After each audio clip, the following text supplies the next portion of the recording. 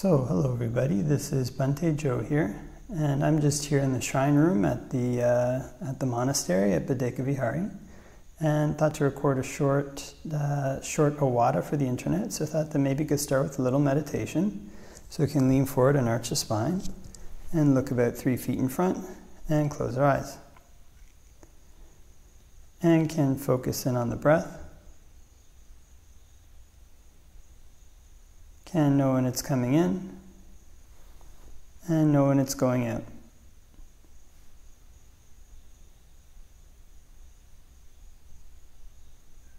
If we breathe in a long breath, can just know, I'm breathing in a long breath. And if we breathe in a short breath, can just know, I'm breathing in a short breath.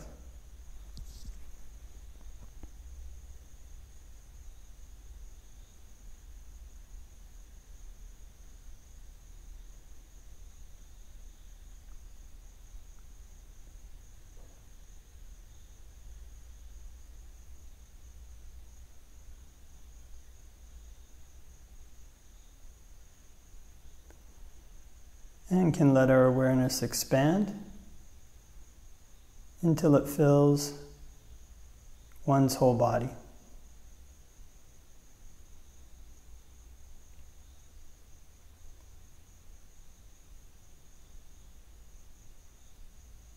And with awareness filling the whole body, can practice whole body breathing. And when practicing whole body breathing, can be helpful to change one's perception of the breath so that it's not just air that goes in and out of the lungs, but it's a kind of energy that's all around and coursing through one's body.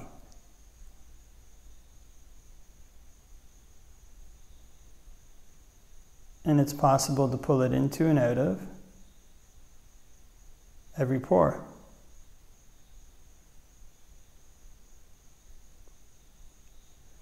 Almost like the body was a big sponge.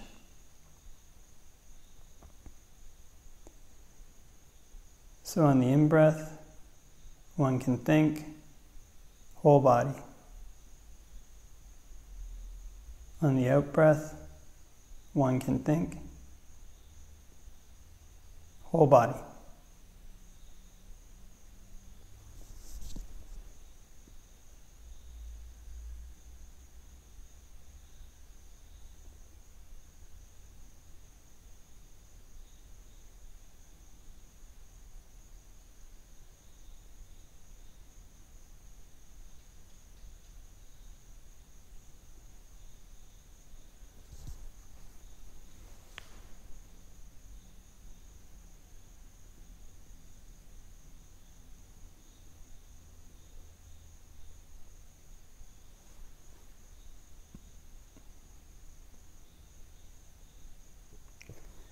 Before we finish meditating, can spread thoughts of goodwill, wishing may all beings all around everywhere be happy and at ease. May they put in place the causes necessary to be happy and at ease.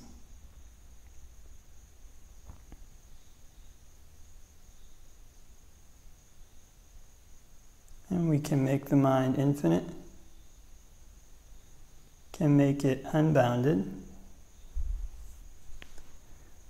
all the way to the ends of the universe and beyond, in every dimension.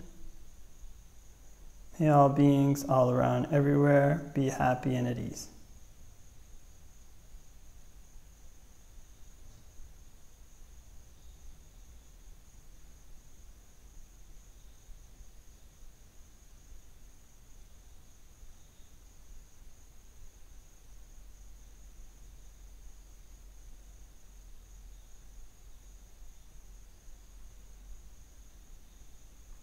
And can open our eyes and do a short reflection, short ovada on the Dhamma.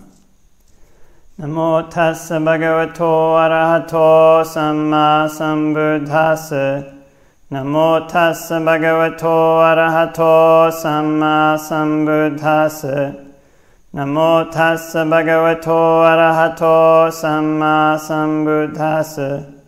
Buddhaṃ saranang gacchāmi, Dhammaṃ saranang gacchāmi, Sanghaṃ saranang gacchāmi. Tatiyampi Buddhaṃ saranang gacchāmi, Tatiyampi Dhammaṃ saranang gacchāmi, Tatiyampi Sanghaṃ saranang gacchāmi. Tatiyampi Buddhaṃ saranang gacchāmi, Tatiyampi Dhammaṃ saranang gacchāmi, Tatiyampi Sanghaṃ saranang gacchāmi. So hope that everybody's having a great day. And so things are coming along with me. I was actually working on a book for the last 3 weeks or so. And now it's finished, so mostly finished, just a few. The book is finished, it's out, but we're going to do maybe try to convert some other formats, but that was nice.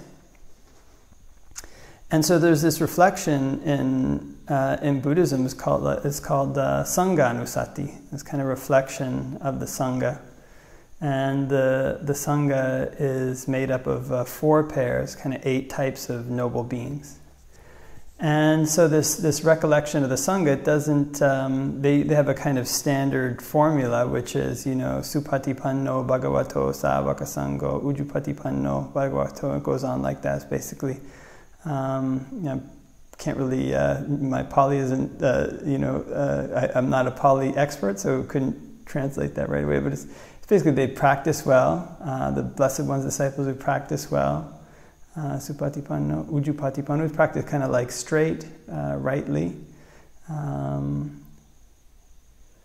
basically practice correctly, and basically all these people are the ones who've either on the path they're going to attain in that lifetime or in the next, or there's people who become stream mentors and up, kind of. So they have only at most seven more rebirths left before they attain Nibbana. And so one can kind of reflect on the Sangha using this kind of standard formula, kind of reflecting on the virtues of the Sangha, kind of the different ways in which they're virtuous, the different ways in which they have inspiring qualities. But also one of the ways that one can reflect on the Sangha is by learning about members of the Sangha. There's been a number in the modern day who are members of what they call the savaka Sangha, the noble Sangha. You can learn about their life. Even better if one actually has the chance to meet them and stay with them. Then one's reflections on the savaka Sangha, reflections on these people, these beings are not kind of just from a book. They're kind of something that you remember. You actually remember the way that these people have interacted with you. You remember the way that they've helped you. So in this way, this is maybe one of the best ways one can remember the savaka Sangha, if one has the chance to interact with them.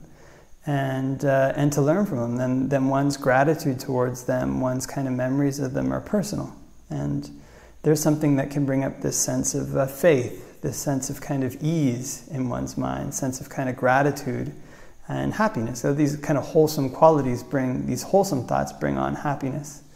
And the Buddha says when the mind is happy, it becomes, as far as I remember, the mind is happy, it becomes calm. So basically this kind of reflection on the Sangha is something that leads to calmness and can segue into jhanas for people. It can even lead to the jhanas just by doing that, just by contemplating that, the first jhana.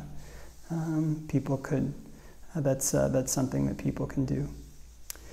So that's one way, is if one has personally met them. If one hasn't personally met them, then one can kind of read about them or ask questions of people who have met them. So there's this tradition in Thailand of what they call the prawat. That might be mispronouncing it. It basically means like a spiritual biography. And there's been a lot of them written in the 20th century. There was a number, or many, basically almost a kind of reflowering of Buddhism there.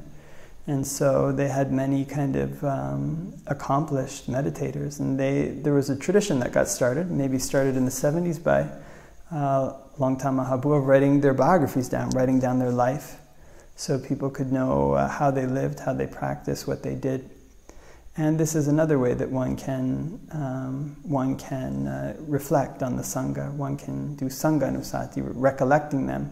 In this way, one can actually learn from their mistakes. If they've, the mistakes that they've made, if they're in the biography, one can see how they overcame them. And one can also gain this kind of sense of faith that there are these, actually the stories, the biographies of the member of the Sangha, they're sometimes very amazing. It's kind of not just one or two, but many of them, a lot of these biographies have kind of very amazing, astounding stories to them. Not just in terms of kind of amazing abilities, but just the courage and determination of these people, of the members of the Savaka Sangha, is something very inspiring to read about, something very inspiring to hear, and just uplifts the mind. Sometimes you see the difficulties they're going through, so wow, that's and see them overcoming them. So writing this book was a nice exercise in that way, because learned a lot more about the life of Jnanadipa Bhante, which is who the book was about, and it was very inspiring to learn about many of the aspects of his life, kind of his courage and his pioneering, and it's kind of something to look up to, many qualities that are worthy of looking up to. And so this is the benefit of having this savaka sangha. In Buddhism, there's these three jewels. There's the Buddha himself, there's his teachings, then there's also the Sangha, members of the savaka sangha. These are the living examples of the Buddha's teachings today, the living kind of, I guess examples is the best word. Living representation, the living representation of his teachings, the living representation of what it's possible to achieve through his teachings. And so if one has the chance to associate with them, if one has the chance to learn about their life, then this reflection that, supatipanno, the Blessed One's disciples who practice well, who practice directly, practice kind of insightfully, practice straight way or with integrity, these kinds of things. The kind of the four pairs, the 8 kinds of noble beings. This becomes, this can become a deeper. Deeper is maybe not the right word, but it can become a more filled out reflection. I guess that might be one way to put it. It can become a reflection that isn't just based on words, which, the words themselves and reflecting on those qualities in and of themselves may be something very kind of beneficial. But it can also be something that links up to the lives of real people today, today and in the recent past, the lives of real members of the Savaka Sangha, the people who are one of our 3 refuges, and shows us how they lived, shows us how they struggled, shows us how they overcame those struggles, and ideally as well gives us some insight into how they became members of the Sangha, the Savaka Sangha, one of the 4 pairs, the 8 kinds of noble beings. These kind of things aren't always explicitly said. Obviously, you can't just go right out saying them and kind of, in a biography or something like this. But just reading about how they lived is sometimes enough to get a sense of what one can do, how one can follow in their footsteps. And so this is something that can bring this kind of peace in one's mind, this kind of faith in one's mind when one has a chance to read about them. But ideally, one of the best things it can bring, this is excellent as well and can be used in conjunction, but ideally it makes one want to follow in their footsteps. It makes one want to set one's own feet on the path to Nibbana.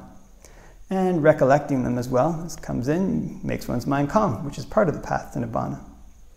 So in all these ways, this kind of recollection of the Sangha can be, this recollection of the Sangha can be something beneficial, can be something that leads one's mind to calm, that inspires one, that gives one's gratitude and joy, And that helps one to set one's feet on the path to Nibbana, which is the point, which is the goal of the Buddhist teachings. Okay, so leave that for reflection, and hope that everybody has a great day, wherever it might be, and wishing you all the best till next time.